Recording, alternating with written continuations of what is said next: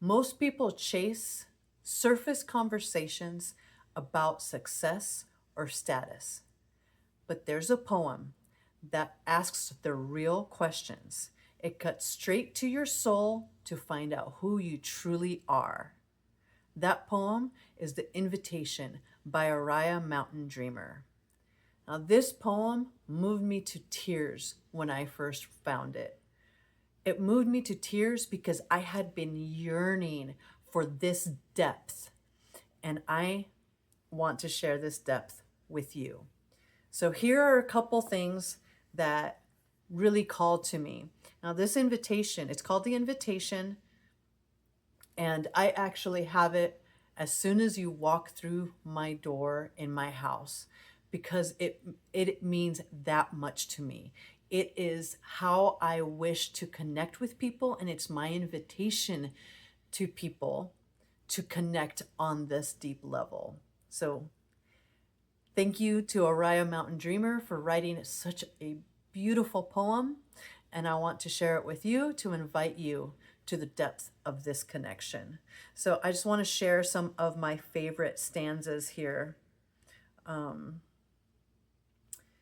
So I want to know if you can be with joy, mine or your own, and if you can dance with wildness and let the ecstasy fill you to the tips of your fingers and toes without cautioning us to be careful, to be realistic, to remember the limitations of being human.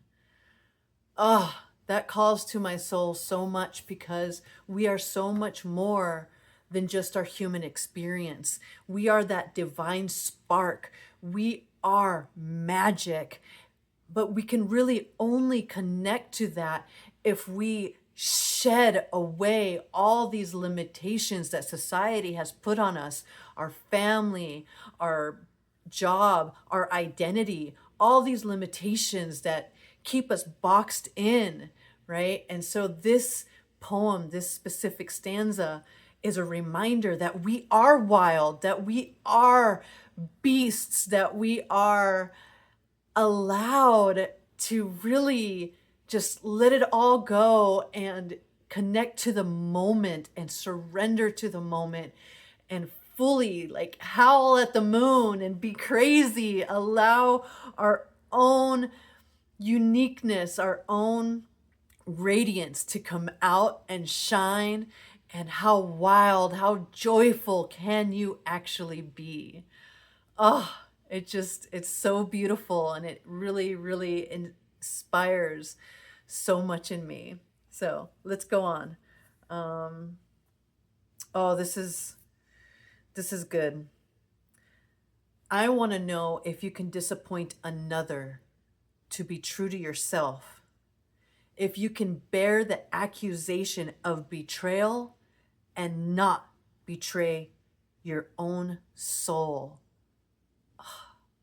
I mean, how many of us have sacrificed pieces of ourselves because we were worried about how we would be judged or about letting someone down or hurting someone?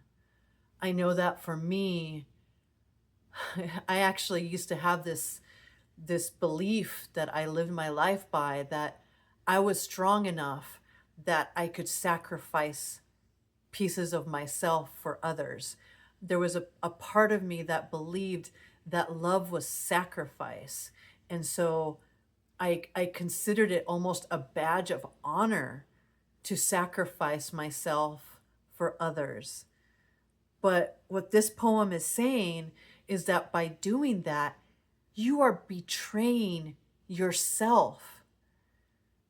Oh, there's just so much depth in that statement. To be able to truly know who we are, know who you are, to do the work to be able to stand in your own power, to honor your boundaries, to honor your truth, right? To be able to betray someone else so that you don't betray yourself. Whew. That's a deep one. That one really hit me. When I first read this poem, that was the beginning of what caused the tears, right? Is the acknowledgement of how many times I had betrayed myself so that I wouldn't betray others.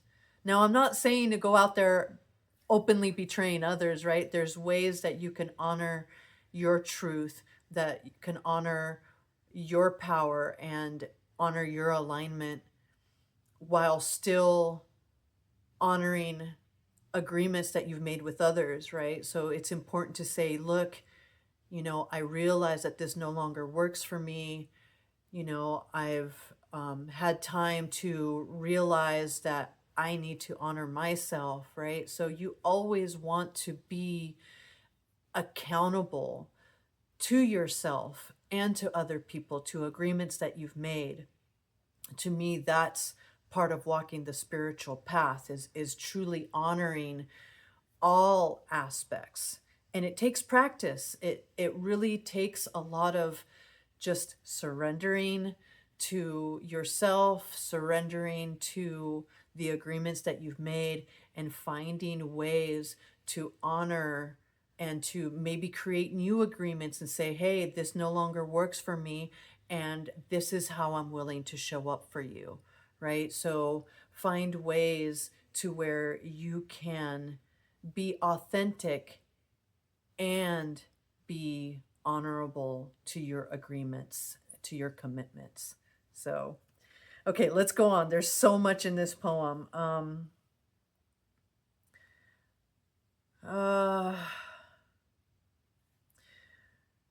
I love this one.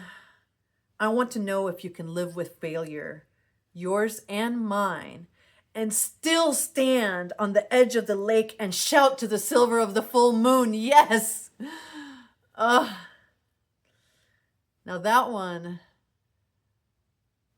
to me is about being able to accept ourselves for all our faults, all our weaknesses, all our mishaps, like everything that would kind of create disappointment or personal judgment, or things where we judge ourselves for not being a good person, right? Like, can we accept all those parts of ourselves and still find joy and still find love and still find that part of us that makes us wild and free, right? That, again, that's the spiritual life for me. That's the part where we really are willing to see all parts of ourselves, love them, embrace them, and still say, yes, yes, I love it all. Give it all to me, the good, the bad, all of it. It is all part of life. And it's all part of what makes this life so beautiful. If you can't love the darkest parts of yourself, then you won't be able to really enjoy the bliss of our light.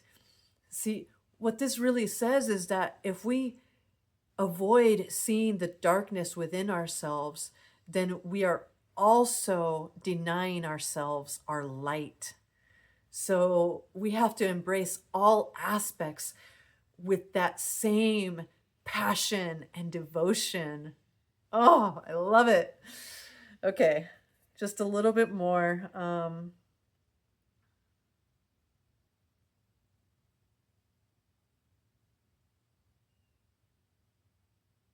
Okay, so each part of this is so, oh my God, so amazing.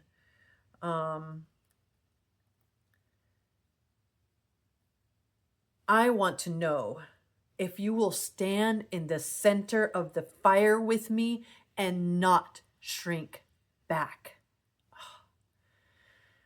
That's the invitation that I give out to people, because I love to stand in the center of the center of the fire of it all, the center of the fire of transformation, right? Letting it all burn and not shrink back, not have any fear, but really it's that wildness and that excitement and that passion.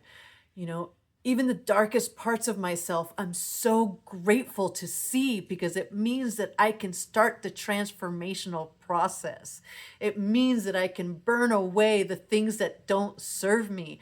I don't know how to transform the things that I can't see, right? So all those things, I throw it into the fire and let it consume so that I can turn into the light. And so many people shrink back. So many people don't have that confidence, don't have that passion. I keep coming back to passion. This poem is so much about the passion of all of life, right? So to have the passion to really transform, to evolve, to grow. So this is an invitation to all of those who will not shrink back from the evolution of growth, from the transformation, who are willing to dive into the center of it all and stand your ground. Yes.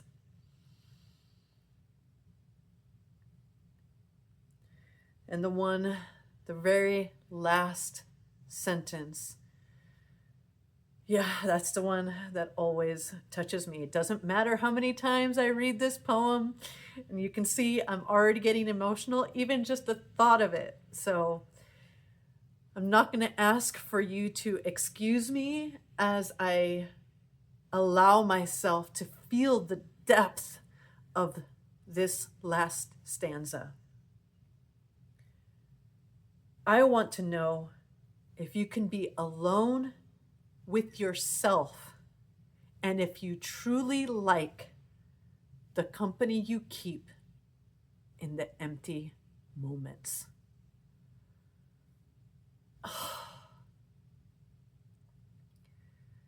Again, so much depth to this entire poem. That's really talking about self-love. If you can be with yourself, if you can be with your own thoughts, if you can be with the silence of who you truly are, do you, as soon as you come home, do you turn on the TV, or do you always have radio playing, or always listening to podcasts, or what are you doing to distract yourself? And can you shed all those distractions and truly, truly be with yourself and love those moments? Boy, to me, that is what a spiritual life is truly about.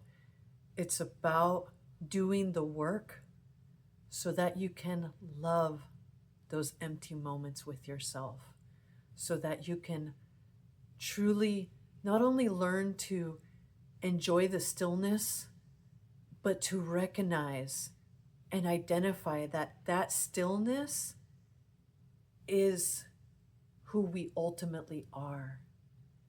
You know, yoga talks about stilling the fluctuations of the mind. And that's what this poem is alluding to, right? Like, so many of us are still in those frantic thoughts, lost in all these thoughts, thinking that we are these thoughts. But they're just fluctuations. They're not truly who we are. And the more that we allow ourselves to be with the chaotic fluctuations of the mind, eventually we start to come to stillness. We start to come to true emptiness. And it's in the emptiness that the bliss is found. You know, I found this poem probably like 20 years ago, and it's been dear to my heart ever since.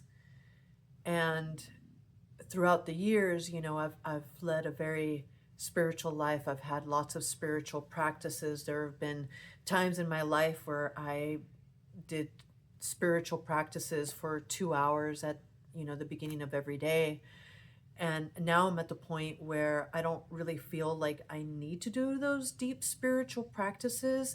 My entire life is a spiritual practice. My entire life is about being fully present and surrendered to spirit.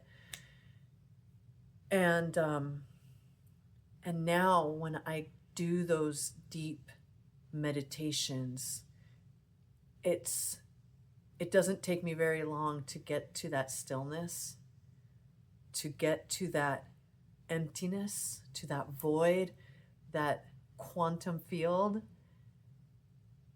And once I get there, there is just so much bliss in the nothingness.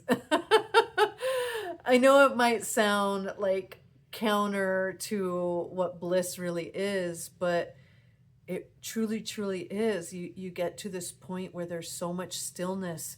Your body becomes still, your breathing slows, the fluctuations of the mind stop. And it is so deep. And like, I don't want to move. I don't want to breathe. I just want to be in the nothingness. And it's so absolutely beautiful. But it took a lot of work to get there. And it's still a lot of work to remain there. You know, it's a lot of work to continue to be present, to see all the work that is constantly required, because ultimately, if there wasn't more work to do, we wouldn't be on this path. We wouldn't be incarnated. So as long as we're still alive, there's still more work to do. And for me, part of my work now is about sharing all that I am with people so that I can help other people get to this point of truly loving themselves, truly loving those empty moments, and knowing that it's those empty moments that truly creates fulfillment. So I highly recommend that you read the full poem. I hope that it touches you as deeply as it has touched me. And if you do decide to read it, please share in the comments what you took from it. Was there another line that stood out to you? Or was one of the lines that I shared with you one of your favorites? Let me know what you think. And once again, thank you so much for tuning in and sharing a few moments with me. I know our time is so precious, and our presence is even more precious. So thank you, thank you, thank you. Divine love and infinite blessings. Namaste.